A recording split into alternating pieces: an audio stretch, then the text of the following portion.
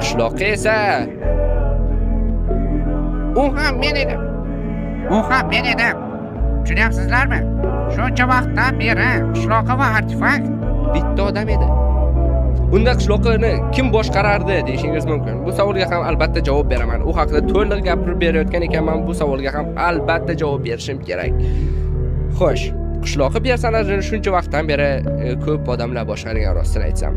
Uni har safar har xil odamlar boshqarishi mumkin edi. Kimning vaqti bo'lsa, masalan, Shohruxning vaqti bo'lsa, Shohruxga Minecraft o'ynab o'raylik. Mana shu qishloqqa ko'rinishda bo'lib turasan derdim. U ham necho derdi. Husanga aytishim mumkin edi. Hattoki jiyanimga aytsam ham u ham o'ynab berishi mumkin edi. Lekin ba'zi paytlarda men hattoki hech kimni chaqirmasdan mod ishlatishim ham mumkin edi.